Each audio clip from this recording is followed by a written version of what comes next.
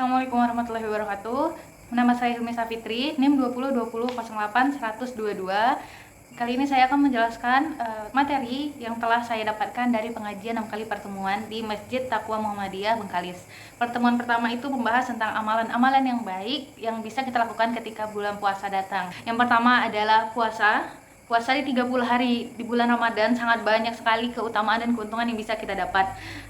Seperti dengan hadis Nabi yang mengatakan jika kita melakukan perbuatan yang baik, amalan-amalan yang baik di bulan suci Ramadan, dan kita sedang berpuasa, maka Allah akan membalasnya 700 kali lipat dari amal itu sendiri. Dan ada juga hadis Nabi, man qoma ramadhana imanan wahtisaban. Nah, yang artinya barang siapa yang berpuasa di bulan Ramadan dengan penuh hikmat, dengan ikhlas untuk meningkatkan keimanan, maka Allah akan selalu senantiasa selalu meridhoi hambanya tersebut. Terus yang kedua ada salat tarawih. Seperti yang kita tahu, salat tarawih itu hanya bisa kita laksanakan ketika di bulan suci Ramadan. Nah, makanya salat tarawih itu sangat dianjurkan oleh umat muslim ketika berada di bulan Ramadan tersebut. Yang ketiga adalah salat witir. Yang keempat adalah qiyamul lail. Nah, qiyamul lail ini sangat banyak juga faedahnya ketika kita melaksanakannya, apalagi di bulan suci Ramadan. Bentuk-bentuk dari qiyamul lail ini banyak sekali, bisa iktikaf di masjid, berzikir, bersalawat di masjid juga, dan juga bisa seperti melaksanakan sholat tahajud. Terus yang selanjutnya adalah sodakoh.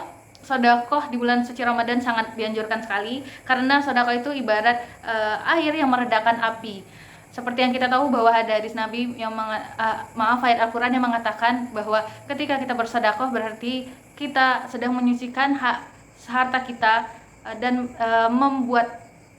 mengurangi beban orang-orang di sekitar kita. Terus yang terakhir adalah membaca Al-Quran. Seperti hadis Nabi, khairukum man ta'allama al-Qur'ana wa 'allamahu. Dan sebaik-baiknya manusia, sebaik-baiknya umat muslim yang ada di dunia ini adalah orang yang belajar Al-Quran dan mengamalkannya. Mengamalkannya ini bisa kita mengajarkan kepada orang lain apa itu faedah membaca Quran, atau bagaimana cara membaca Al-Quran dengan tajwid dan benar.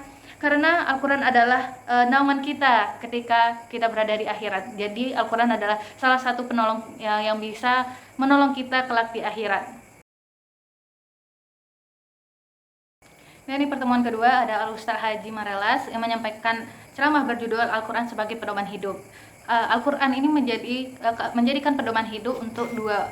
Yang pertama adalah hudalil muttaqin, orang-orang yang bertakwa, dan yang kedua adalah hudalin nas, seluruh umat manusia. Dan barang siapa yang menyadari itu tersebut, maka ialah termasuk golongan dari orang-orang yang bertakwa kepada Allah Subhanahu wa taala. Di dalam Al-Quran ayat surah Al-Baqarah menjelaskan dzalikal kitabul la raiba fihi hudal lil muttaqin, dan di dalam kitab itu tidak ada keraguan di dalamnya dan sebagai petunjuk bagi orang-orang yang bertakwa. Fungsi Al-Quran itu sebenarnya sebagai petunjuk untuk umat muslim, yang di dalamnya terdapat amalan-amalan yang baik untuk dilakukan dan amalan-amalan yang buruk yang harus ditinggalkan. Sebagaimana di Al-Quran surat Toha mengatakan, siapa mengikut petunjukku maka ia akan selamat dan tidak akan tersesat. Al-Quran juga ibarat kompas, jadi sebagai petunjuk untuk mendapatkan jalan kebenaran yang tidak akan disesatkan oleh orang-orang yang sesat dan setan yang selalu menggoda. Dan ketika ibaratnya seperti kita memberi alat elektronik, terdapat buku panduan. Nah, buku panduan inilah yang mengibaratkan sebuah Al-Quran. Tanpa buku panduan ini, orang-orang akan merasa bingung, ketakutan, dan bahkan tidak mengetahui kemana jalan hidupnya akan pergi. Nah, Al-Quran itu bisa menjadi sebuah petunjuk untuk kita mengetahui manakah jalan yang harus kita tuju. Di dalam Al-Quran itulah terdapat petunjuk untuk beribadah, berinteraksi, bermuamalah, dan juga berkomunikasi dengan sesama umat muslim. Karena pada hakikatnya Al-Quran itu sudah lengkap. Di Al-Quran tidak hanya menunjukkan tata cara hidup, namun juga terdapat sejarah lengkap dari zaman Nabi sampai hingga sekarang. Dan itu membuktikan bahwa Al-Quran terbukti dengan keaslian yang langsung diturunkan oleh Allah Subhanahu wa taala. Di minggu ketiga ada Al-Ustaz Fauzan Hadi SAG yang memberikan ceramah dengan judul menguatkan keinginan dan ketakwaan kepada Allah Subhanahu wa taala.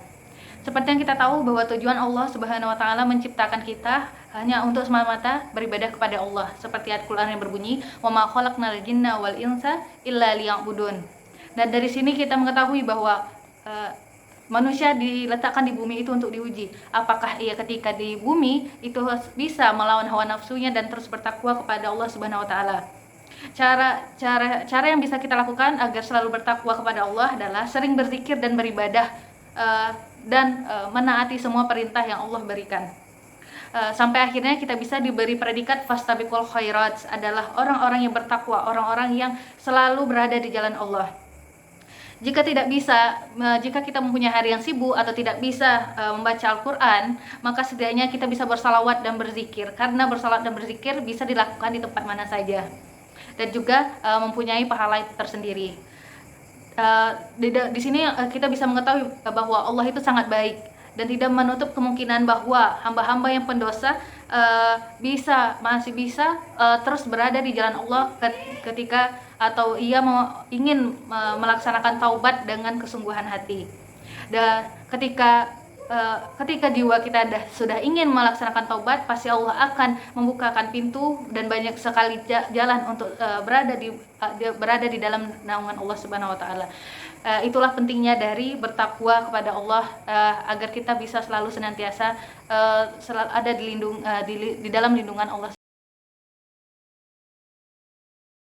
Dan di minggu keempat yang berceramah adalah Ustaz Haji Zulfan Ikram, memberikan ceramah tentang amalan-amalan yang terbaik di akhir Ramadan. Ada beberapa amalan yang baik yang harus kita kuatkan ketika memasuki di akhir bulan Ramadan, seperti malam Lailatul Qadar, karena di malam ini semua perbuatan amal yang baik yang kita laksanakan akan mendapatkan banyak fadilah. Dan orang-orang yang mendapatkan malam Lailatul Qadar adalah orang-orang yang terpilih. Maka dari itu kita harus lebih menguatkan ibadah di malam-malam terakhir bulan Ramadan. Yang kedua dari iktikaf. Nah, iktikaf ini adalah amalan unggulan yang harus kita kuatkan juga.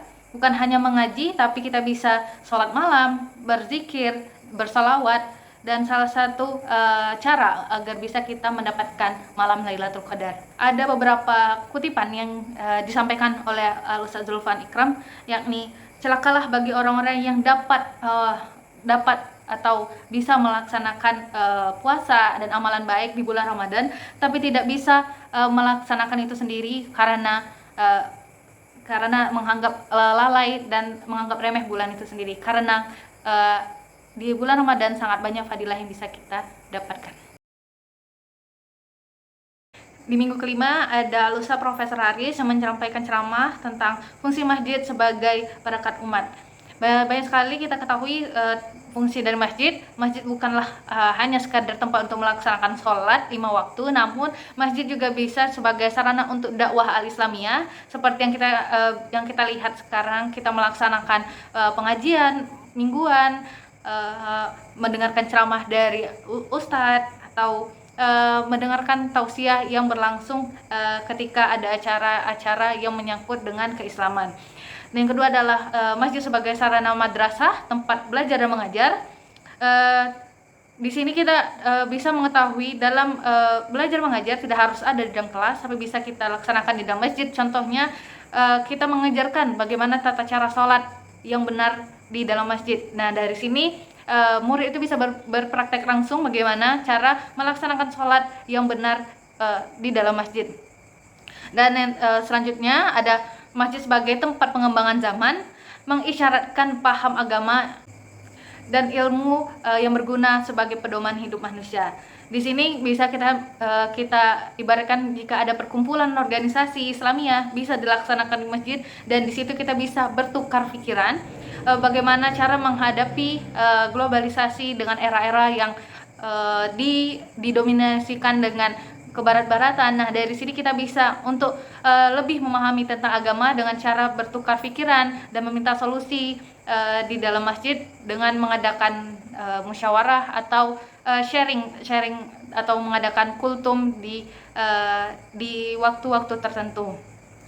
Nah, tugas Muhammadiyah sebagai perserikatan umat untuk melawan aliran bid'ah, khurafah, dan tahayul. Dan di dalam masjid inilah bisa dimulainya untuk mengadakan sebuah ceramah atau mengadakan sebuah perkumpulan agar kita terhindar dari hal-hal yang tidak terpuji ini, yang bisa menjobloskan umat-umat muslim menjadi seorang musyrik yang dapat membuat lupa dengan Allah Subhanahu wa taala dan terlalu mengiming-imingkan kenikmatan yang ada di dunia. Padahal yang kita tahui adalah dunia adalah tempat sementara dan tempat keabadian kita hanyalah ada di akhirat kelak.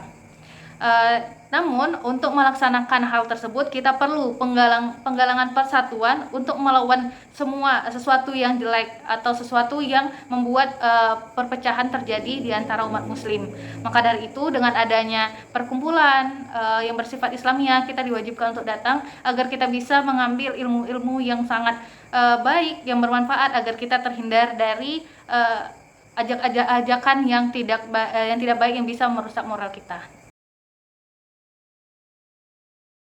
Dan di pertemuan terakhir ada Ustaz Zulkifli Zidan Yahya yang berceramah tentang perintah untuk berserah diri kepada Allah Subhanahu wa taala. Seperti yang dijelaskan di surah At-Talaq, yang berarti barang siapa yang selalu berserah diri kepada Allah Subhanahu wa taala, niscaya Allah akan mencukupinya dan memeliharanya. Dari ayat ini kita mengetahui bahwa berserah diri artinya selalu berpedoman dan selalu mengikuti perintah dan menjauhi semua larangan Allah Subhanahu wa taala, maka Allah akan membalasnya pula dengan mencukupi dan selalu melindunginya dari segala mara bahaya.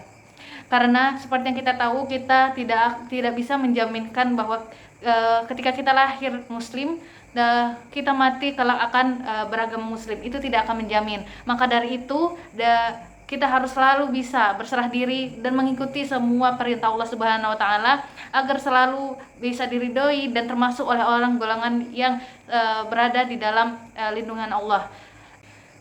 Ada beberapa cara agar kita selalu berserah diri kepada Allah Subhanahu wa taala mengingat beliau.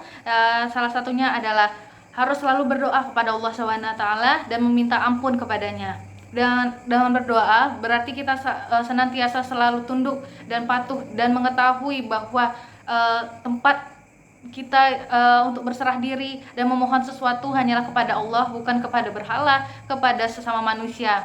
Dan juga jangan pernah merasa paling hebat dan merasa paling banyak melakukan amal ibadah, karena kita harus selalu rendah hati dan berdoa untuk selalu diridhoi dan berada di jalan Allah Subhanahu wa taala.